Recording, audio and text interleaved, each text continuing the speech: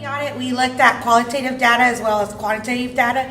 We used the TAPER report, which is the Texas Academic Performance Report, to analyze like the subpopulations and the way that how equitable we were being in their academics. And it was really eye-opening to see like how our low eco dis or our special ed population really were at a disadvantage, and creating strategies to better improve the teaching for them was not only helpful for just that campus, but I think for other campuses as well. And like looking back at it, I think that was like the first time that we got to be exposed to all the inequalities that happen within our school system. Part of the equity audit consisted of gathering data on social, racial classes and ethnicity of the students at Crockett Elementary.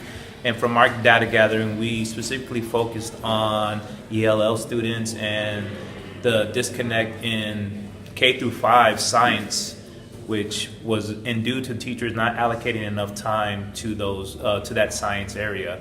So in our action plan, we focus on how they would allocate time, what initiatives would be needed, and what kind of opportunities would be given to the teachers and the students in order to raise their scores on the science part of the start. Okay, so when participating in this equity audit, the research that we did was in special education, and the findings that we came up with was that everybody was working so hard. Unfortunately, people were not collaborating. So our action step was to actually promote professional learning communities where all stakeholders can meet and actually have these discussions in order to close achievement gaps.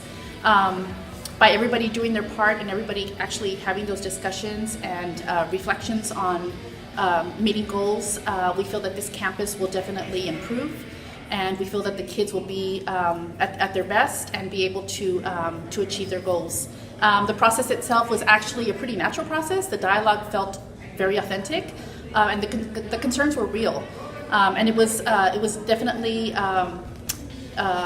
a great experience in working with this campus and being able to target specific concerns and be able to give them that feedback. For the audit, we were responsible for the demographics, and with the demographics, we saw that for the school that we actually went to do the equity audit for, we saw that in reflection with the person that we interviewed that that there was an over-labeling of boys in special ed and an under-labeling of girls in special ed. So when we saw that, that was one of the immediate changes that the school knew that they needed to make in order to make education more equitable and to decrease the school to prison pipeline system starting in elementary school.